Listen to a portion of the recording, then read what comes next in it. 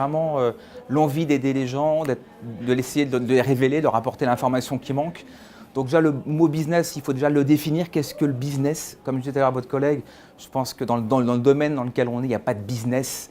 Je pense qu'un business commence à partir d'1 million d'euros. Moi, je suis amené à rencontrer des entreprises qui font 1 million, 10 millions d'euros dans d'autres domaines.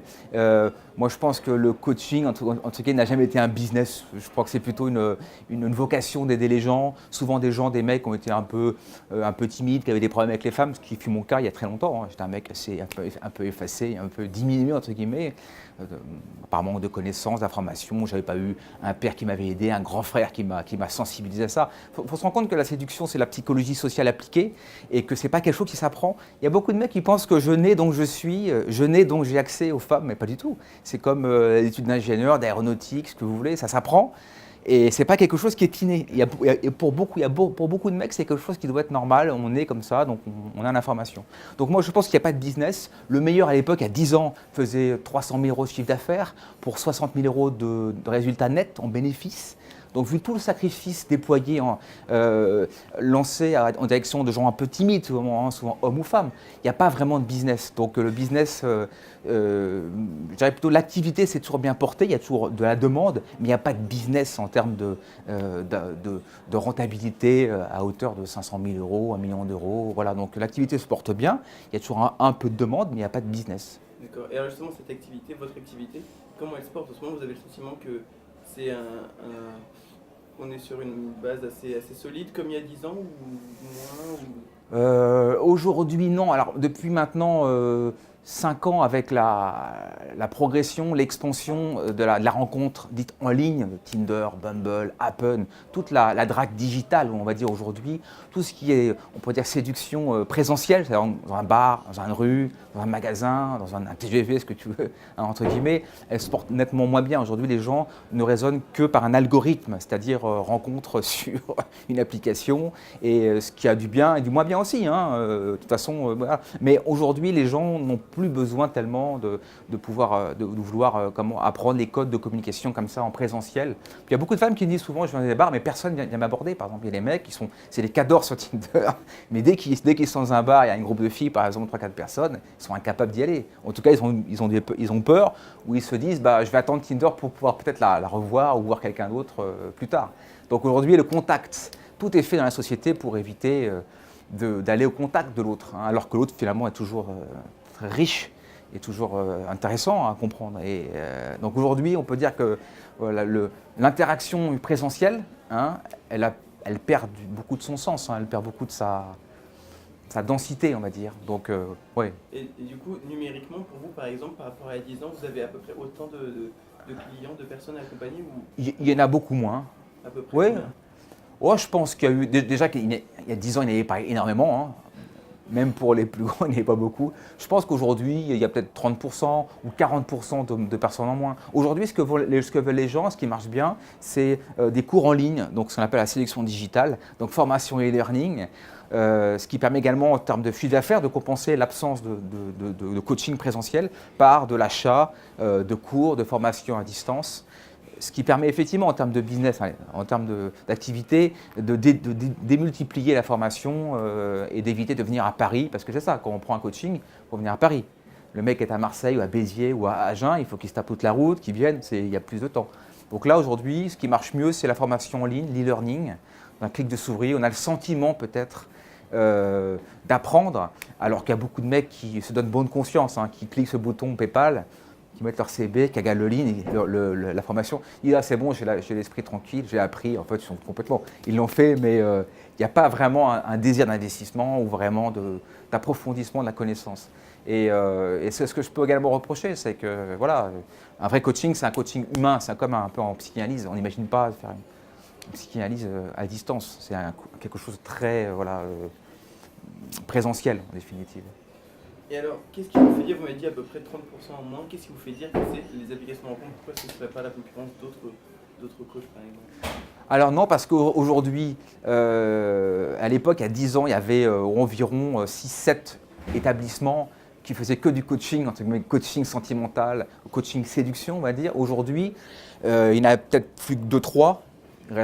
même pas. Nicolas, un qui était très bon, c'est Nicolas Dolto, qui s'appelle en fait Yann Piette, il me semble maintenant, je crois, a même décidé de changer d'activité. Stéphane Edouard, qui s'appelait Spike à l'époque, lui aussi maintenant a changé de bord. Il vend que des formations digitales en ligne. Et tout le mot, même le mot coaching, séduction n'existe plus. Alors, regardez les sites, il n'y en a plus beaucoup. Enfin, des sites internet qui sont placés en première page de Google, je parle, en termes de référencement, et qui sont bien situés. Il n'y a plus le mot coaching, séduction. C'est même quelque chose presque même de tabou, de galvaudé, notamment avec les problèmes de féminisme aussi, d'harcèlement de rue. Aujourd'hui, dans le métro, vous entendez, attention si vous êtes victime d'harcèlement, tu vois. Donc aujourd'hui, même ce mot, en fait, il est même plus à la mode, il est même plus politiquement correct. Moi, je suis un des rares à encore le laisser parce que je pense qu'il y a toujours quelques personnes qui sont prêtes à l'entendre et à vouloir vivre l'expérience. Mais aujourd'hui, voilà, il y a même quasiment plus personne qui le fait. Je pense que c'est en train de disparaître. En tout cas, ça se transforme sous un autre angle. Il y a Alex, que j'aime bien, c'est un pote, Alex Wagner, qui est avec Morning Kiss, qui lui-même ne vend même plus de formation en ligne. Tu rentres dans un club sur Facebook, puis après, effectivement, il te propose d'autres choses. Il n'y a plus de catalogue, c'est prix 600 €, 700 €. Et ils ne vendent plus rien, en fait. Et alors, vous me dites que les applications rencontres ont un peu fait chuter votre marché, entre guillemets. Ouais. Mais qu'est-ce que les gens trouvent sur les applications rencontres qu'ils ne peuvent pas trouver en fait, dans un coaching Je pense qu'on rentre dans une ère de la consommation. Donc c'est vrai que je pense que pour quelqu'un qui ne s'est pas cassé, entre guillemets, pour essayer d'apprendre, à comprendre, d'acquérir les fondamentaux de la séduction, entre guillemets, c'est vrai que c'est un super moyen de son bureau. Il est à la BNP en train de taper sur les dossiers. Et puis il peut avoir, comme ça, s'il prend bien en termes de digital, je pense, il peut récupérer 3-4 numéros de téléphone dans la journée. Donc c'est sûr qu'en termes de facilité, c'est easy going, quoi. Le mec, il clique, il met de belles photos, 2-3 photos, il dit je suis ingénieur, je vis à Paris, j'ai une vie intéressante. Bon, sauf s'il est moche, entre guillemets, mais s'il a un physique correct et normal, il peut choper rapidement 2-3 numéros de téléphone et sans prendre de risques. Le problème, c'est qu'après, il faut assurer. Si après, lorsque tu rentres après, effectivement, en interaction avec la personne, un rencard et que tu es mauvais, tu connais pas les pièges, les bonnes phrases à placer ou la latitude à avoir, parce que la séduction, c'est non verbal et verbal. Si tu connais pas les techniques ou en tout cas l'esprit, tu t'es grillé. Donc tu peux avoir comme ça, je connais des mecs qui ont 4 numéros par jour, mais en date, les filles me disent, mais c'est pas possible, ce mec, j'ai pas passé un bon moment avec lui, donc next. Donc oui, ça amène plus de numéros de téléphone, ça peut amener peut-être plus de rendez-vous, mais au final, qu'est-ce que ça amène en termes de concrétisation? Est-ce que c'est une relation? Est-ce que la sexualité? Une histoire d'un soir? Pas beaucoup. Hein. Donc ça apporte du volume, mais au final, est-ce qu'il y a des résultats? Donc au final, il y a un moment, il faut savoir se poser la question, est-ce que j'ai appris ou pas appris? Donc il y a un moment, t'es face à la réalité, quoi. Et alors, justement, il y a de plus en plus d'applications de rencontres qui se développent. Est-ce que vous avez le sentiment que votre métier, votre activité, elle est vouée à disparaître? Non, parce que le monde repose toujours sur ce concept de la rencontre, donc de l'amour, un homme et une femme. Donc c'est un domaine qui est éternel. Je pense qu'aujourd'hui, il y a une mauvaise passe, on va dire. Demain, ça repartira certainement mieux. Il y aura un peu plus de lâcher-prise de la société, il y aura une relation peut-être un peu moins tendue, moins anxiogène entre hommes et femmes. Hein. Mais demain, je pense que ça repartira. Il y aura toujours un besoin d'apprendre. Il y a plein de mecs qui sont largués dans le domaine de la rencontre homme-femme. Donc il y aura toujours, je pense, du besoin, même s'il faut se rendre compte qu'une chose, c'est que les personnes qui veulent changer, qui veulent s'améliorer, ce sont les femmes. Aller dans un cours de yoga ou méditation avec des femmes, par exemple. Tout ce qui est lié au développement personnel, les hommes ne veulent pas changer. Donc déjà, il y a déjà une problématique en coaching, c'est le mec ne veut pas changer. Donc le mec ne veut pas payer. Il dit pourquoi est-ce que je paierais pour apprendre? C'est bon, moi je suis un cadre, je suis un mec, je comprends, pas du tout. Tu vois. Donc les mecs, déjà, ils ne veulent pas payer. Une femme est prête à payer. Le vrai marché, il est auprès des femmes. J'ai un ami qui s'appelle Alexandre Cormon, que je salue parce que je l'aime beaucoup. Il a compris rapidement ça, que le marché, en fait, c'est féminin. Il n'est pas masculin. Il n'y a pas de marché chez les hommes. Donc quand on fait ça, c'est que vraiment, on a envie de les aider parce qu'on a vécu des choses aussi difficiles et on a envie de se consacrer à eux. Mais il n'y a pas de business pour les hommes, en fait. Le vrai business, enfin, entre guillemets, le vrai marché, s'il y a un mec qui veut faire du business, l'argent, un peu plus que les mecs, c'est les femmes. Mais alors, vous me disiez tout à l'heure qu'il y avait pas mal de vos collègues qui avaient arrêté, qui avaient décidé d'arrêter. Est-ce que vous êtes ou d'arrêter ou de transformer un peu leur secteur? Ouais.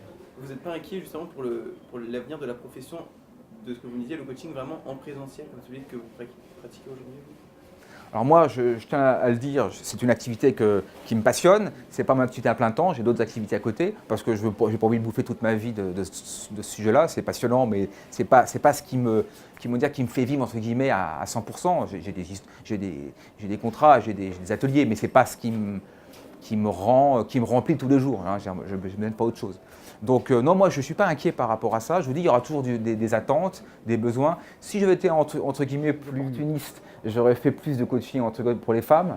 Ce que je fais aussi, mais ça m'intéresse moi. Moi je préfère aider des mecs qui ont besoin de connaissances, de techniques, et qui rament dans le domaine. Hein. Donc ouais, voilà, donc moi, non, je ne suis pas inquiet, il y aura toujours ce besoin. Et puis, je vous dis, c'est un côté un peu très, très social. Hein. Comme je vous dis, il n'y a pas de business, donc c'est l'envie d'aider.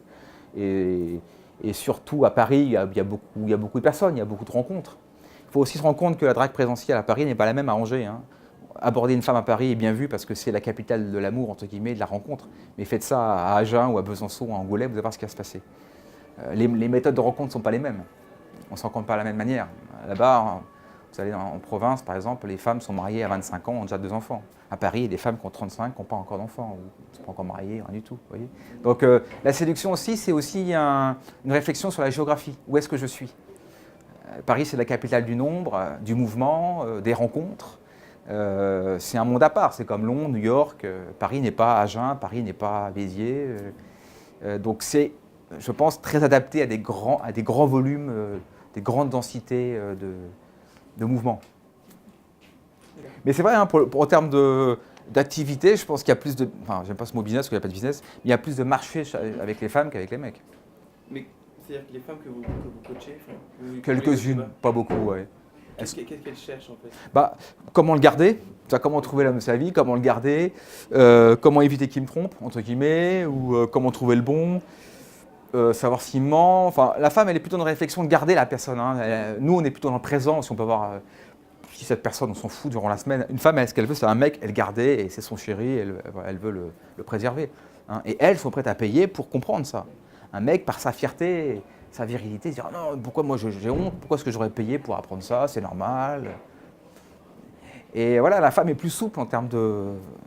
Et l'essentiel de vos clients, vous me disiez, du coup, vous, c'est plutôt à Paris ou plutôt en province, l'essentiel de vos clients? Alors, souvent à Paris, mais il y a des mecs qui viennent de France, enfin de d'autres villes, et qui viennent à Paris pour recevoir des ateliers. Mais mes clients, principalement, ils sont en région Île-de-France. En région Île-de-France. Ouais. Et du coup, c'est quoi les différences concrètement? Vous disiez qu'on ne rencontre pas les personnes de la même manière selon si on est à Paris ou à Agen ou Besançon. Ouais. En province, dans des villes plus petites, voire des villes moyennes, comment est-ce qu'on fait pour... À Paris, si tu veux être un collectionneur, tu peux t'amuser comme tu veux. Parce que déjà, tu as très peu de chances de voir les gens une fois dans la journée.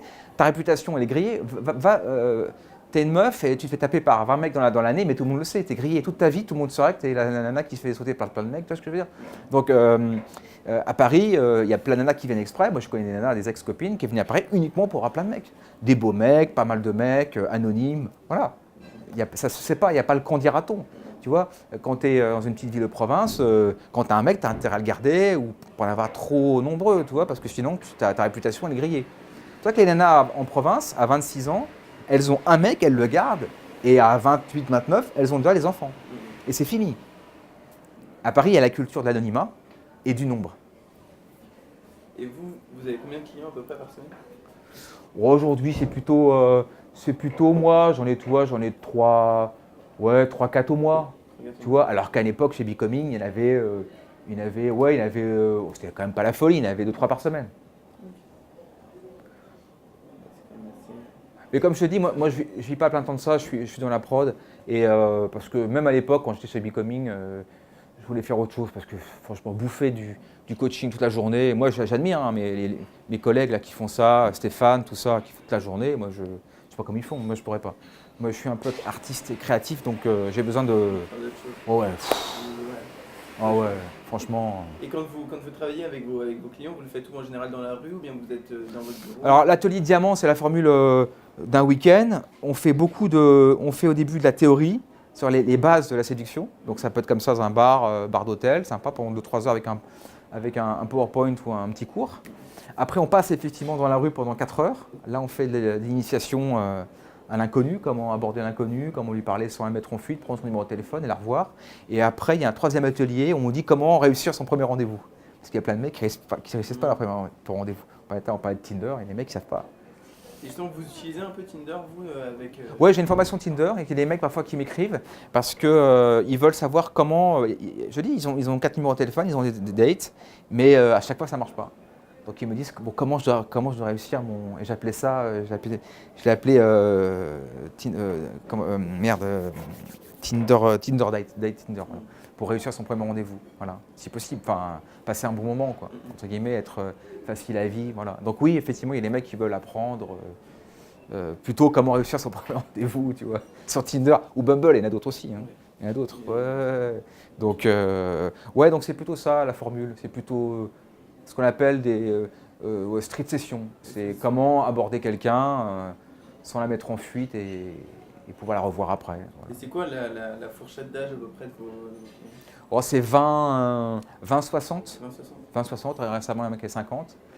J'ai vu même un mec qui était homo et qui lui voulait aborder des hommes. Ça c'est marrant ça. Donc on est allé au Marais et il s'est comme ça, alors il voulait aborder les mecs. Donc moi je dis c'est parti, allons-y, on va faire la même chose sauf que tu vas aborder les mecs. Donc c'est marrant comme expérience. C'est la même technique. C'est la même technique, ouais. Il a eu de bons contacts avec un mec, je crois, à un moment. Et après, je ne sais pas ce que ça a donné, mais il voulait vivre également l'expérience. Parce qu'il n'y a pas uniquement aussi un besoin d'avoir des numéros de téléphone, il y a aussi vivre l'expérience. C'est un truc, c'est comme un sans parachute, quoi. Toi, tu as un saut, tu sautes dans l'inconnu. C'est un truc, ouais, c'est de l'adrénaline, quoi. Donc, voilà. Donc, et puis c'est Paris, je te dis, tu fais pas ça n'importe où. Aborder une femme, tu fais pas ça à Angoulême, quoi. Ou alors, tu es vraiment en passage de 3 jours. Tu vois ce que je veux dire? Tu vois? T'es grillé sinon. Est-ce qu'on peut juste faire un truc à l'immobilier? C'est juste passer dans le fait. Donc, ouais. passer les dos pour avoir un petit peu. Maïs, ouais. Tu dis comment tu veux?